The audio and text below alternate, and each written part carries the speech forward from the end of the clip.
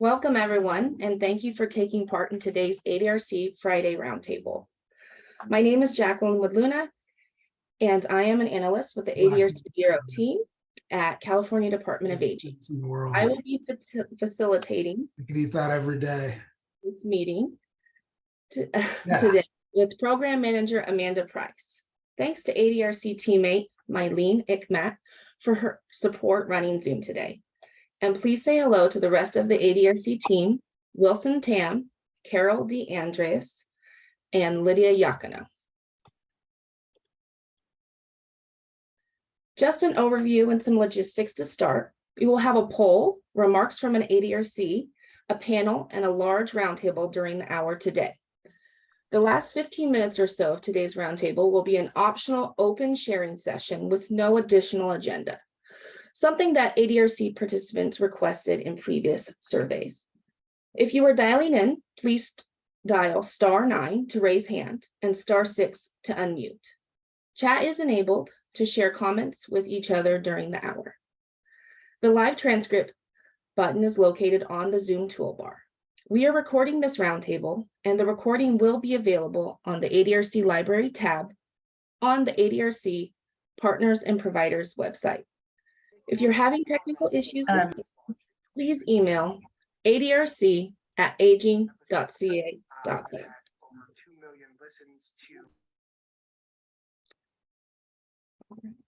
With that, let's start with a quick poll that will be shown in Zoom. You can either answer through Zoom or place your answers in chat. Okay, we'd love to know where everyone is from. Question 1 asks what type of organization you are part of. The options include Area Agency on Aging, or AAA, Independent Living Center, or ILC, other ADRC partner, other organization servicing LTSS consumers, or other. And question 2 asks, where's your ideal vacation destination? The options include staycation, beach, mountains, and city. Okay.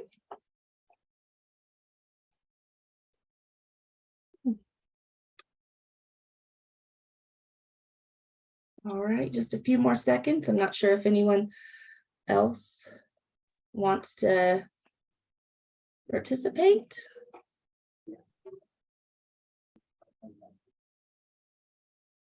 Was it just me? But because it only was there for a second and then it disappeared. Oh, it wasn't just me. Thanks, Liz. Yeah, I just put that in the chat too. Okay. Thank you. I will relaunch the poll. I don't know what happened. Relaunching. Can everyone see it now? Yes, thank you. Okay, I apologize. Thank you for letting me know. I'll wait a few more seconds and then, give everyone the opportunity. Okay, I'll end the poll now. Okay, so it looks like question number 1, the majority of participants here today are from the ILCs, and a close, I would say almost tie between AAA, other ADRC partner, and other. And now for the fun question. All right, it looks like overwhelmingly beach is 64%, and then staycation and mountains are about tied. So thank you for participating with that.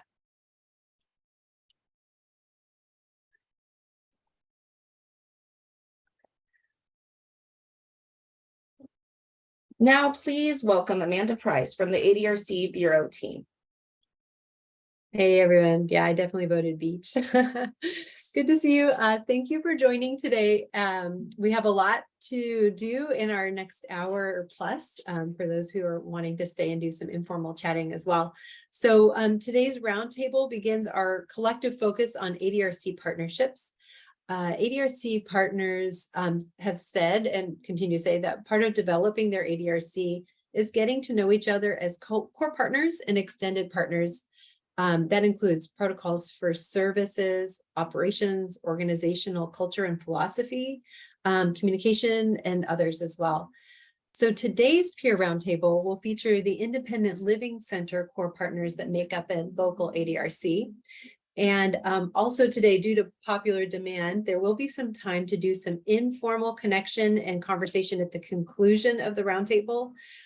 So roughly for about the last 20 minutes or so, from about roughly 11:50 to about 12:15, we'll stay online and just do some informal for those who want to stay.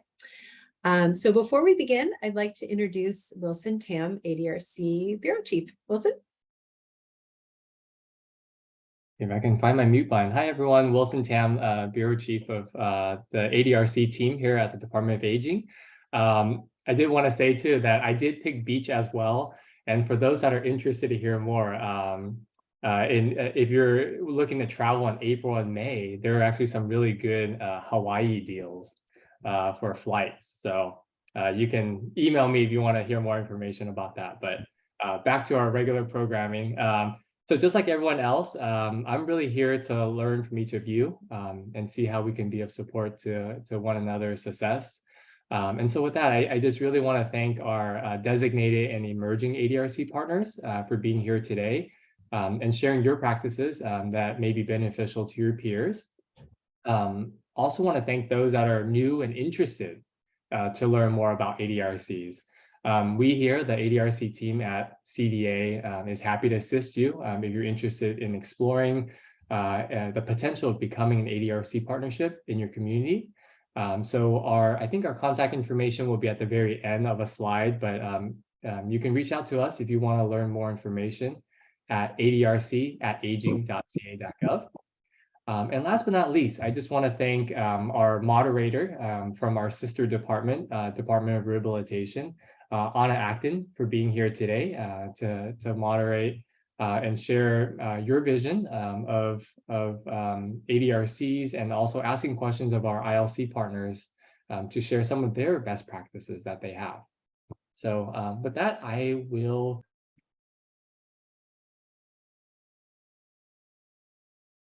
Thank you, Wilson. Can everyone hear me? Give me a nod, hopefully, or a thumbs up. Actually, Anna, I think I want to move really quickly before we move to your panel. Let's have Orange County hop online really fast and have them share a promising practice. So I'll be waiting for you when you're ready for me. Yeah, that sounds great. We'll have you on in a few minutes. But before that, I mean, it's also another piece that we wanted to share before our panel is that we have a program called ADRC Promising Practices. And it's really where local ADRCs submit promising practices that have worked for them, and then they share them. They wish to share them with the whole network. So you can check that out at the ADRC library as part of our providers and partners webpage. And so today I'd love to invite now Ruth Cho and Marco Rodriguez to join us and share a promising practice for them that has worked about system integration protocols. So Marco and Ruth, if you wanted to pop back on. Don't know if I see you here yet, but. Yeah, I'm here. Can you hear me? Oh, great. Yeah, thank you. So good morning, everybody. My name is Marco Rodriguez from the Orange County ADRC. So the promising practice that we submitted was the development of an ADRC partnership network, which is very important, as you all know, for an ADRC to be successful.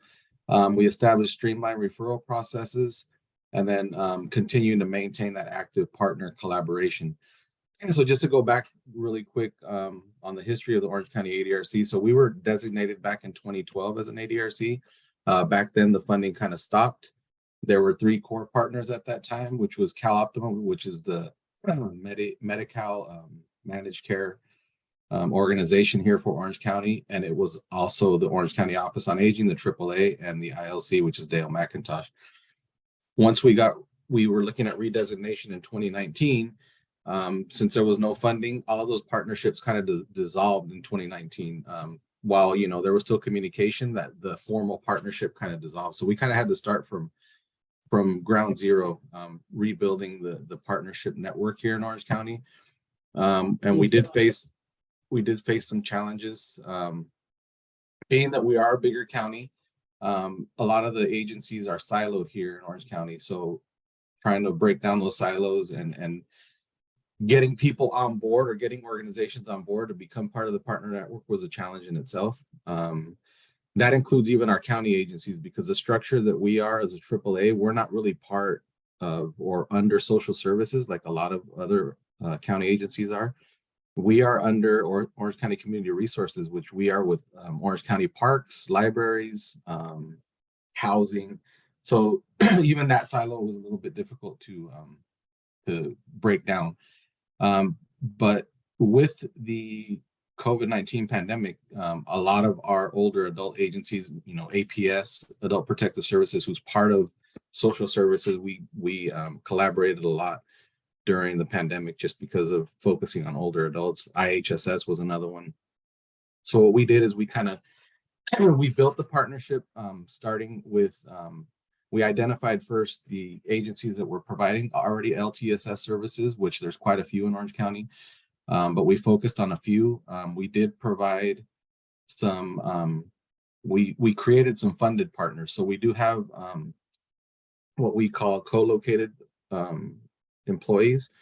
So they're actual employees of Dale McIntosh Center, but they're co-located in our partner agencies. So that includes 211 Orange County, Community Health Initiative of Orange County, in-home supported services. So the Public Authority, we have a co-located position there. And then Alzheimer's Orange County, and then our Veteran Service Office, which is a sister agency that we have. But we focused on mental health, mental health benefits, caregiving, and general public assistance. So we did create a formal referral process, which it's an online referral form, which any of our partner agencies can use. And then they can select which partner agency they want that referral to go to. And then we have a brief description in the referral form as to what the needs are of the consumer, and maybe any not specific disabilities, but just letting them know that they have a disability or they don't. But it's more of just providing that referral to the partner agency so they kind of know what the situation is and what the needs are. So we kind of modeled our ADRC partnership from the Multnomah County ADRC in Oregon.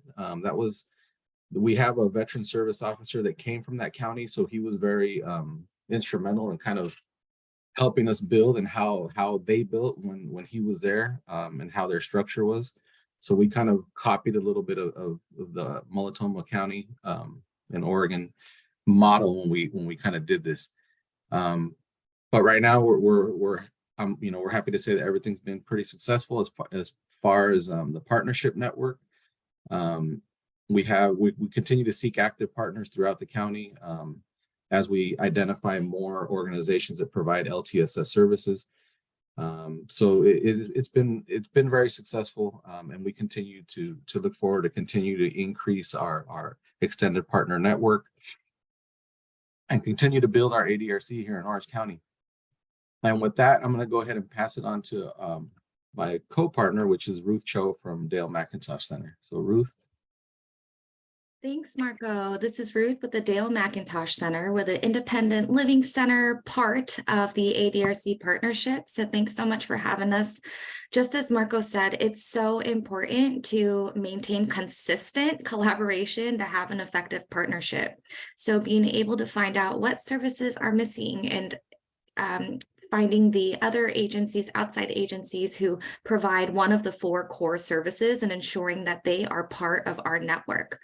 A big way that we're able to maintain consistent partnership and be on the same page about things and assess barriers or challenges is maintaining consistent meetings. We have lots of meetings with our core partners, with our extended partners, with program staff, and of course our awesome form site referral form that we had developed in-house and is able to be utilized by all ADRC partners and received by ADRC partners.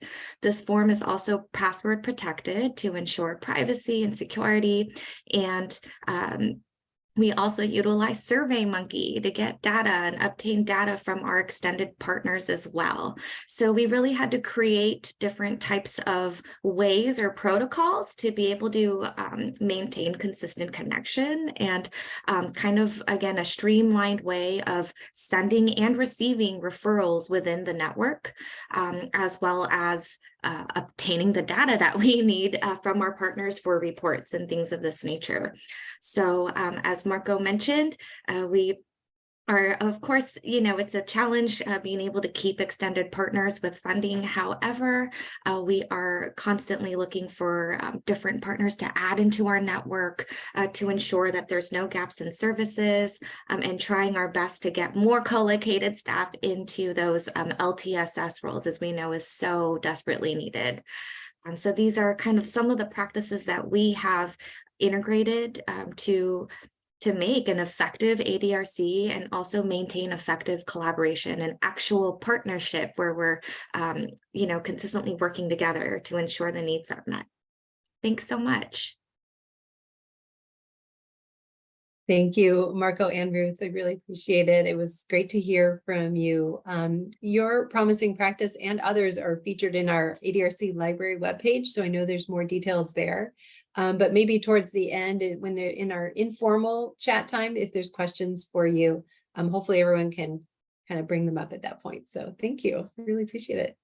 So we'll move now to the panel portion of our roundtable today, and I'd like to invite Wilson to kick us off.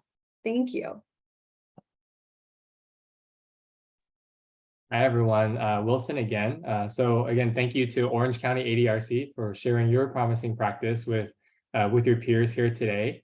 And so for the next segment of our roundtable, I wanted to invite Anna Acton, again from the Department of Rehabilitation, who will be our moderator for today's panel.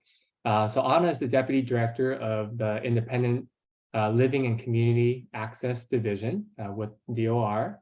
And Anna, just want to hear from you and hope you can share your thoughts about what ILCs bring to local no wrong door partnerships, and hearing more about your vision and questions for our panelists today. With that, I'll introduce the panelists as well. So we have 4 ILC representatives with us today. First is Brandy Bluell with the Resource of Independent Living, who's connected with the designated ADRC of Yolo County and also the emerging ADRC of Sacramento County. Second, we have Jordan Rico with Disability Services and Legal Center, who's connected with the designated ADRC of Sonoma County. Third, we have Alexa Martin with Independent Living Resource Center, who's connected with the designated ADRC of Ventura County and also the emerging ADRC of Central Coast. And last but not least, fourth, we have Carly Pacheco with Freed Center for Independent Living, who's connected with the designated ADRCs of Nevada and Yuba Sutter counties. Anna, I'll turn it over to you. Thank you. Excellent. Thank you so much, Wilson. And looking forward to engaging with the panel. To begin with, I just, as Wilson mentioned, I'm the Deputy Director at Department of Rehabilitation over the Community Living, Independent Living and Community Access Division. We do work very closely with the 28 independent living centers throughout the state, as well as other local community partners providing disability services. So the 28 independent living centers, as you all know, are a core partner in the ADRC. As far as the Department of Rehabilitation goes, we actually work very closely with the Department of Aging on the ADRC initiative. We have regular meetings on a monthly basis to discuss a whole variety of topics focused on enhancing, expanding, and supporting the ADRC initiative here in California. So I'm really excited to work with the panel here today to ask them some really tough questions and engage with them on really the importance of having the Independent Living Center as part of that core partnership with the ADRC, what they bring to the partnership, what their philosophy is in service delivery, and kind of how we're strategic right, in the work that we do as ADRC partners. So with that, let's see, can I see everyone who is, do we have all our panel members available? Let's see, Alexa, hello, Alexa Martin is here from Independent Living Resource Center there in the Santa Barbara Ventura area. And Carly, hello, welcome from Freed, Nevada, Yuba, Sutter, Sierra, Colusa counties there. Hi, Jordan. I don't think we've officially met, but you're with the Disability Services Legal Center in the Sonoma and surrounding area. And then Brandy. Hello, Brandy. Welcome. Okay, just want to make sure I could see all of you and you're there. Okay, great. So let's see. I wonder if we can spotlight our panel because I see Wilson spotlighted, but that might be helpful if possible to spotlight the panel. Perfect. Okay. So, so thank you so much for being here. So I'm really excited that all of you are here today to talk about the ADRC and your role as an independent living center for a few reasons. One is that, you know, I am just so appreciative of the work that you do. I've been working on ADRC initiative for many years. Okay. And I see the work that you're doing on the local level and the impact that it's having for people with disabilities, older adults, family members, consumers, caregivers, and the community as a whole. You not only as an independent living center, but as an ADRC partner plays such a critical role in the community to ensure people are able to live, work, and play in their setting of choice. And it's such an important role that you do play. So I want to start with you, Jordan, if you don't mind, and kind of get some thoughts from you on what an independent living center is, right? What is the philosophy behind an independent living center? What does consumer driven mean? That's a term independent living centers have used forever, yet we hear a lot about person-centered services, but we've really rooted in consumer driven. And so how does that relate to person-centered? Talk to us about ILCs, the philosophy and how you do business.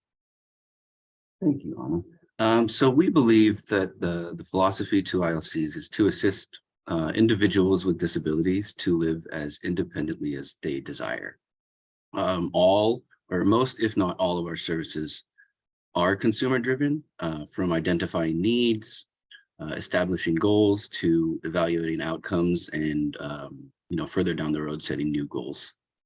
Staff utilize their expertise to facilitate the completion of goals while educating the consumer on matters at hand. While other staff advise and provide guidance, consumers do make all the decisions. We hold paramount this right to decide, even in situations where the decision may be detrimental to one's self-interest. In our opinion, this is really the crux of independent living. So more simply put, the ILC philosophy is based on the principle that aging adults and people with disabilities should have the same rights, opportunities, and choices of all members of society. In regards to consumer-driven and person-centered, this means that the individual being served is at the center and in control of the services and supports they are receiving. ILCs work to empower the consumer to make their own decisions and choices. And we also work to understand the unique circumstances and needs of each individual and then tailor the support services accordingly.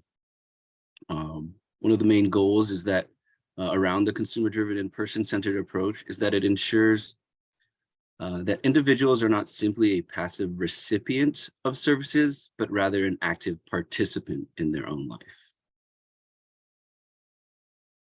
Wonderful. Jordan, thank you so much. A couple things before we move on to our next question, I think is really important with what you said. The piece about people making their own choices, even if they're not always the best choices. I think that's really important. I kind of want to just take a moment to highlight that because, I think sometimes whether we hear it from family members, service delivery systems, society as a whole, there's sometimes this feeling like we need to protect people with disabilities from making bad choices. But like in reality, right, we all, like whether you have a disability or not, right, as humans, we sometimes make good choices and sometimes make not so great choices. Is there anything you want to add to that on that? Because it is a different philosophy maybe than other systems sometimes in the service delivery model.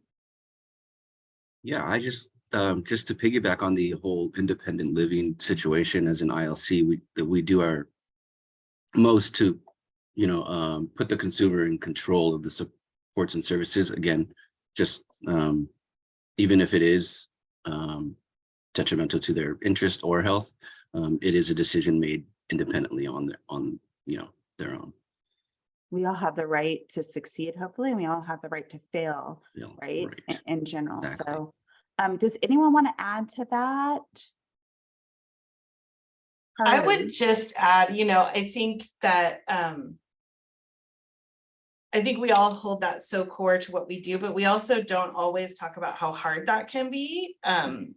That can be super hard on staff, right? Because they care about people and they might see people that they've worked with for a long time that they really care about, and they're supporting them in a decision that they feel like could hurt them in the long run or does,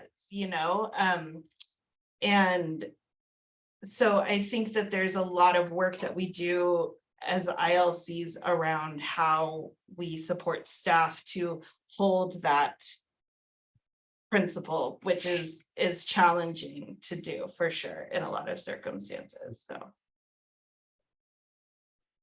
Harley, we know, when people make their own choices, right, and are empowered to be part of the decision making, that we see, right, they're engaged, and we see better outcomes from individuals because it's not someone telling them what to do. It's actually their goal, their plan, that we're helping facilitate. Have you had that experience? oh yeah, 100%. I think, and even sometimes, that's how you sort of get someone to engage in services or start to trust and start to open up about what's really happening in their life, right? Because you kind of have to prove to them for a while, no, when I say I'm going to listen to you and that you drive the process, that really is true. And I'm going to prove it to you repeatedly. And I think on the flip side of that, we also see a lot of people with disabilities who have not had a lot of opportunities to make their own choices, Yeah. right? And so one thing that we talk to our staff about a lot is even the tiniest choices, really holding the line on the fact that the consumer makes those. We have a lot of consumers that would very much prefer for us to, no, you tell me what to do. I don't know what to do. You're the expert, you make the decision. And holding that line is also hard, right? When we're working with the consumers, but we're building that skill of like, no, you're in charge of your life. And a lot of people haven't had a lot of opportunities to display that.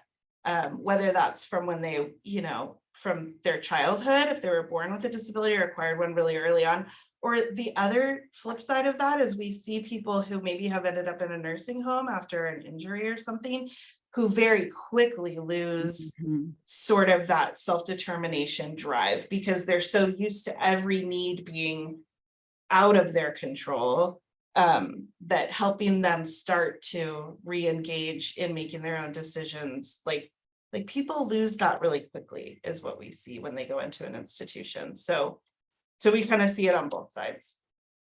One thing, sorry, this is Brandy.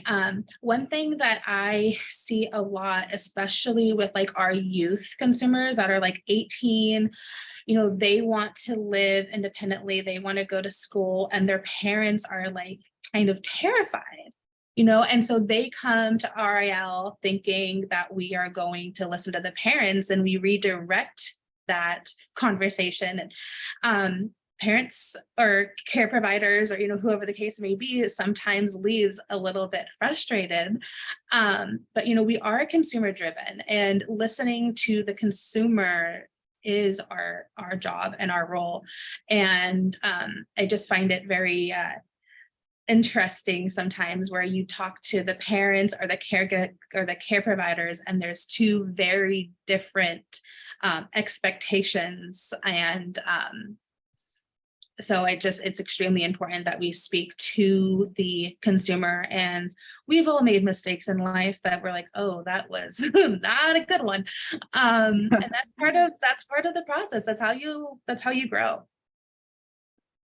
Thank you so much, Brandy. And, one of the things with independent living philosophy is around the empowerment model that you've been talking about. All of you have been kind of talking about, right? That, really working to empower individuals. And, empowerment is not something that I can say you're empowered, I'm empowering you. Empowerment is something that is very personal for the individual, that through the experience, through the opportunity to be in control and making decisions is where people start feeling empowered. Right. So through the way services are provided, there's an opportunity to get people to exercise empowerment, so to speak, and start, seeing what that feels like and using it in their everyday life. So I'm going to move on to a little bit of nuts and bolts question, but I think it's really important, right? When we're talking ADRC, streamlining access, and working across systems, right?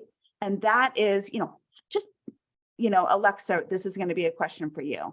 How does someone become a consumer? What does that look like for an independent living center? And what's your definition of consumer? Sure. So in order to talk about consumers, we kind of have to take a step back and talk about the different ways that we categorize folks that come into our ILC or ILCs in general, right? So we have INRs or information and referrals, and we have consumers. This is kind of a big distinction within the context of ADRCs as well, because this is unique to the ILC service model. So to become a consumer, you must self-identify as being somebody with a disability and be able to benefit from our services. So for an INR, that's somebody who may call, they may have some questions, need some resources, they take that information and they're on their way. But a consumer is somebody who's going to engage with our organization and our services in a really meaningful way. So that's going through the intake process and being involved in the setting of their goals and that goal attainment process as well. And so we really, we are always saying, we do things with, not for. So there's this whole skill building element of things going into every facet of our service model. So whether we're supporting someone with navigating subsidized housing or housing resources or programs or options in general, we're always teaching and enabling them to be able to do these things for themselves, as much as they're able to. So really kind of embodying that nothing about us without us, the do with, not for, and the independent living model kind of within all of that.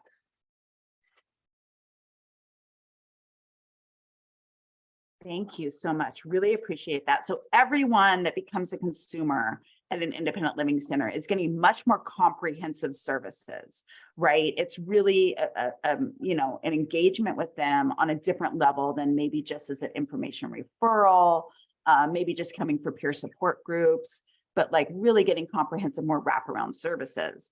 So everyone gets a goal, and then you either have a choice, again, because independent living is all about choice. You can develop a written plan, or you can waive your plan. Do you want to talk a little bit about why people might waive a plan versus develop one? Sure. Yeah. So, there are numerous reasons, and it really kind of comes down to the individual and their preference. But for some folks, it's really helpful to have the process laid out ahead of them, right? Knowing what steps our plans look like, the goal, the overarching goal, and then the steps that they're going to take to reach the goal, and the steps that staff are going to take to support them in achieving said goal. So we find that it's most common that our consumers really do appreciate that transparency, kind of knowing what to expect. We often have numerous goals happening at once, right? If there's somebody who they're like, I need to apply for Section 8, right? And all the Section 8 applications are online, but they don't have an email or access to a computer. So then it brings up all these other services that we have to plug in place and all these other goals that they're wanting to attain. So we find that, you know, folks really appreciate having that transparent conversation about here's how we're going to work together to do this. But there are also folks who don't want to be involved, don't want to have that paperwork process, want to know what the steps that they need to take to get things done, be able to check in with us, ensure they're on the right track, and kind of keep pushing forward and keep moving. So, you know, it's really personal preference, the consumer being in control of their way of receiving those services.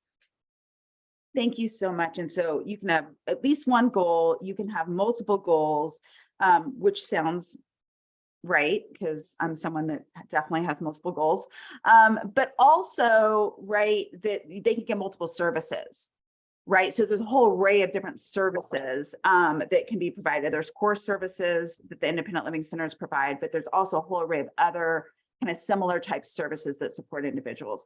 You know, the last I looked at the data, it looked like every consumer on average for an independent living center is getting 6 or 7 services, right? Just to give you a sense of, right, the complexity and kind of multiple needs that people often have. I just wanted to, before we move on to the next, talk about a piece I think that's really important, and that's cross-disability. The cross-disability philosophy of independent living centers. Carla, I see you have your hand up. Do you want to add something? Well, I just wanted to highlight, because I think it's important, and it's something that before I came to independent living centers, I didn't know about, and I wish I had. I was a teacher, but information and referral could be provided to anyone. So you don't have to be a person with a disability. You could be a service provider. You could be a healthcare provider. You could be a caregiver. You could be a family member. And we can provide that information and referral level of service. So I just think that that's a thing. Right. And the great point, right? Information referrals to anyone who needs it. But to be as a consumer, there's a couple things. One, in a traditional sense for an independent living center, a consumer is going to be someone who has some type of disability, any type of disability. You know, sometimes people are very clear and outward. You know, for me, I use a wheelchair, I have a physical disability, but others, right, may use different language. And I think independent living centers are really good to say, well, I know, you know, you say you don't have a disability, but is there something you can benefit from? And, you know, I think about the older adult who comes in with the walker and the hearing aid and says, oh, honey, I've literally heard this multiple times. Oh, honey, I don't have a disability. I just can't hear. Okay. So working with them where they're at, right, to get them connected to services they can benefit from. So having any type of disability, cross-disability organization, and having a service that the individual can benefit from. And Alexa, you have something to add. Yeah, I just wanted to add that this is something that, you know, has really came up within becoming an ADRC, right? The shift in our language. We find that, you know, folks will say, I'm just old, right? Or I just can't hear, as Anna mentioned. So really kind of, again, with that person-centered approach and philosophy, kind of shifting our rhetoric. Well, chronic health condition, or, you know, kind of adding in some of these other terms. And, you know, our hope is to always empower individuals to be proud of their disability and to really own that. But that's just not where our consumers are at oftentimes. And it really takes engaging with our independent living centers and our staff. You know, ILCs are peer run, you know, 51% or more at all times are individuals with disabilities ourselves. So being able to see that goes so far with this service model and with increasing that kind of ownership of your disability and pride.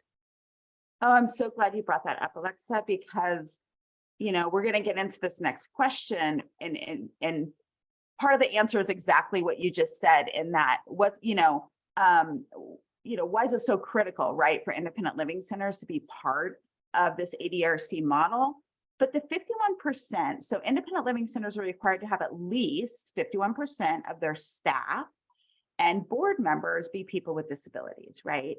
And so one of the things that becomes so powerful about that is that you go to an independent living center and you might actually see someone like yourself employed, working, support, you know, and the relationship and the service delivery through that peer model, through working with people with real life lived experience becomes so important for people, right? So it might be the first time that someone with a significant disability goes to a service organization and sees someone like themselves there, right? And that can be super powerful, especially when you think of disability and we know the history of institutionalization, right? We know we still have really high unemployment rates. And so it's so powerful when you're able to see someone, see yourself in someone doing something that you think is cool. So with that, I'm going to go on to the next. So this is for Brandy. So why is having an ILC as a core partner so critical to the vision for California's ADRCs? I love this question. We briefly kind of talked about it, but ILCs need to be part of the ADRC because disability is often overlooked. It's not a discussion that is talked about. It is not represented. And so this is a great way to bring disability into the conversation. We see it all the time with the aging population, like you stated. You know, I just have hearing aids, or I just do this, and it's just that stigma about disability and having conversations that, you know, disability isn't a bad word. It is okay, and it actually opens so many doors if you are empowered enough to say that. According to the Center of Disease Control and Prevention, 1 in 4 adults in the United States have a disability. So it's not this, it's not going to go away. You're going to be around people. You're probably going to have a disability at some point. And so it's very exciting to see. And I wish younger me, I have a speech disability. And it wasn't until I started interning here at REL that I even realized I was a person with a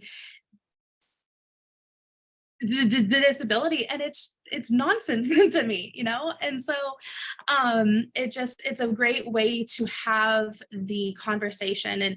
And I was having a meeting with the executive director of our AAA, and it's already working because they are already really focusing on hiring people that have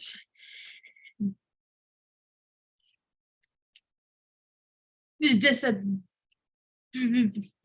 as well. And so it's already starting to change the conversation and things. So it's a really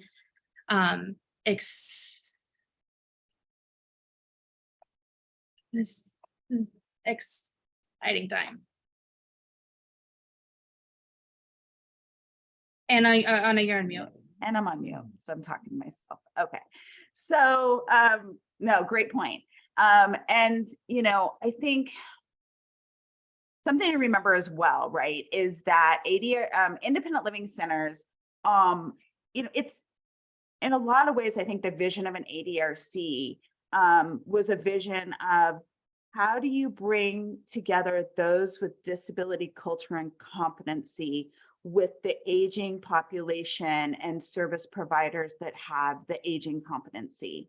And how do we ensure, right, that we're lifting all boats, that all of the systems are able to both serve people with disabilities and older adults, right?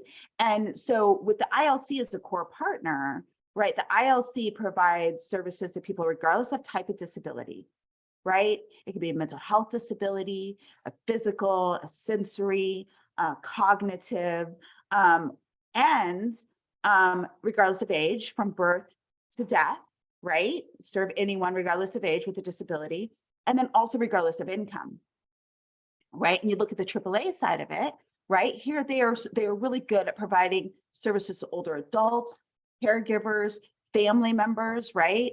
And again, though, regardless of income, right? To ensure that it's not just low-income people, which we know really need the support and services, but in fact, when it comes to disability and aging, it doesn't discriminate, right?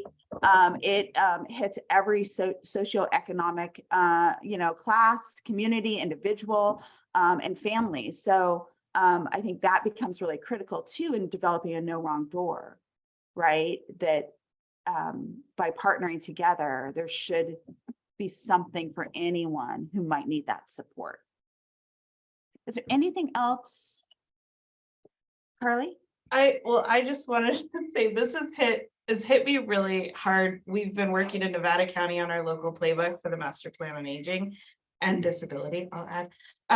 And like we have amazing partners. Everyone is fully on board to the idea of aging and disability coming together, like, and great team. But like when you're working on a project like that, it became really clear because just the research and the data that we have out there when we're looking at pulling data together to do a needs assessment is very aging heavy.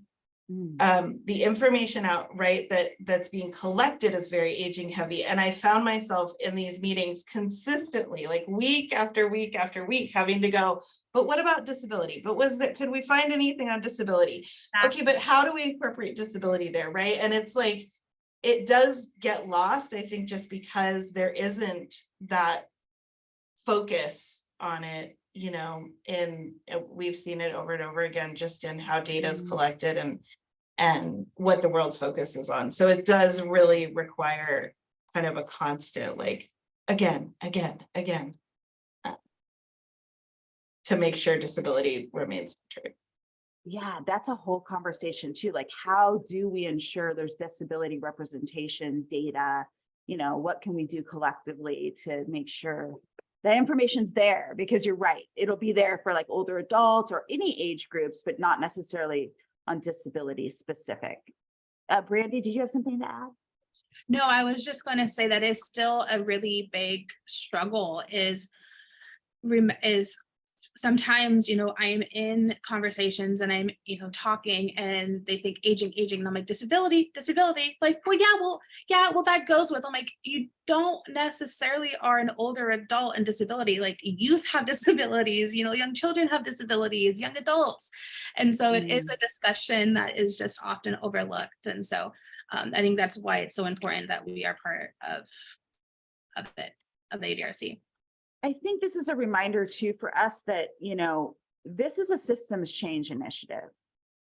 Okay, the ADRC is a systems change initiative. Because in theory, what we're trying to do through a no wrong door is we're trying to, increase the capacity of all these organizations, not just the core partners, but the extended partners to better serve people with disabilities, right? And older adults. So, it's not easy work. I think I'd said this to independent living centers recently, that you all, as part of your ADRC work, and it's not easy, there's no good answers sometimes, but you're like building the plane as you're flying it, okay? Because you're creating systems change. So we have one last question, because I know I'm, as usual, running out of time. So for Carly, I'll let you take a lead on this. How do you ensure your ADRC is strategic? Have you done strategic planning or developed long-term ADRC business plans to help you in your partnership with decision-making, making sure the ADRC is meeting the actual needs of the community and doing what it's intended to do? How are you strategic? Yeah, and I'll kind of focus on Nevada County, just because we have a longer history with engaging with the ADRC initiative there.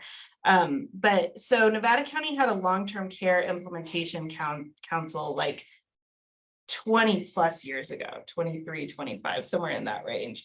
And so partners were sort of working together around this with the county, with the aging partners, with the disability partners, and like, how are we coordinating and supporting each other and making sure we're hopefully increasing access across the board. So then when in 2012, there was some funding available, and that was used to really do a lot of strategic planning, to engage additional stakeholders, to kind of make sure everybody's voice is in the room. And that kind of gave us the why that we're still behind today. but, you know, developed our relationships, developed the vision. We hired consultants to do a business plan and a marketing plan. And it's funny because you look back at those things and like Medicaid administrative claiming is in there, and engaging with our Medi-Cal service. So CalAIM essentially is in there, although not, you know, spelled out so specifically. But that's part of kind of that business plan that we were looking at even back then, because I don't think we necessarily even expected that there would be like ongoing funding. I think we hoped for it, we were advocating for it, but we always knew that there was going to have to be additional resources utilized to make this work. And then, you know, that just, we developed our protocols, the policies and procedures, all of that kind of stuff. And really, I think focused on like, how do we build this into the DNA of our organizations? How do we make this just part of how we are doing business, so that, you know, leadership change, say the ADRC department at the state went away, there was no grant anywhere, like I think the work would continue, right? Not that that's going to happen. But that was kind of the, how do we keep this going regardless? And I think, you know, Brandy and I share a AAA, Agency on Aging Area 4 is the partner in all of the 4 ADRCs that Brandy and I are engaged in. And Brandy brought up, you know, they're hiring more people with disabilities. And I would also say, so they just redid their mission statement and added people with disabilities into their mission statement, right? So it's like, it's now so baked into just how we do business, both of us as organizations, that'll continue hopefully. But. Wonderful. Yeah, baking it into the DNA of the organizations, right? Because that's the thing I think we see, right? The leadership change piece happens, right? Whether it's on the AAA side, the ILC side, right? And so how do you ensure the continuity of these initiatives, of the vision? I think is really important. And also thinking about, you know, doing that upfront work on strategic planning, business plan development, so that, right, it becomes the driving force for the conversations, for why, right? Why you do this, because it's not always easy, right? We know that through leadership change, through new initiatives, right? Challenges are going to come up. So what's that kind of binding glue of why we even do this? Anything else that any of you would add to being strategic?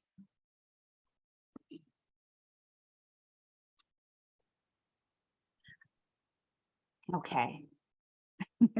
Sounds good. Well, I know we're out of time. We're a couple minutes over. So I just want to take the opportunity to thank our panelists for all the wonderful work that you do to continue the ADRC vision and to make the experience for people in your communities real, to improve access to services and improve quality of life and opportunity to live in the community. So thank you for everything you do. Much appreciated. And with that, I'll hand it back over to either Amanda or Wilson. Yeah, thank you. And thank you, Anna, for leading today's discussion. And Brandy, Jordan, Alexa, Carly, thank you for sharing your thoughts about the ILCs and the partnerships. And as Anna said, it is a systems change and it's not easy work. And we got into that a little bit today. And our roundtable series is really about that, you know, what the challenges are and also what the successes are. But, you know, because in the end, as you all said today, it's in service of the individual and in service of those partnerships that can help that individual even more. So, so I just want to say we are out of our time for the official part of our questions or our panel, but I would, if anyone has time and would like to stay on for some more informal sharing, please do. For those who are going to head off to your next meeting or lunch, just mark your calendars. Our next ADRC roundtable is Friday, April 28th at 11 a.m. and it'll feature a panel of our AAAs this time. So looking forward to that. And with that, let's I'll see in the chat if there's any questions. Let's see. Ruth Cho, thank you, Ruth, for your comment in chat about self-determination and the challenges that service providers may face with that as well. Appreciate that. I don't know if you want to add any more. And for those, this is really informal now. We can, if everyone wants to, we can break into breakout rooms or just have a kind of overall discussion or thoughts.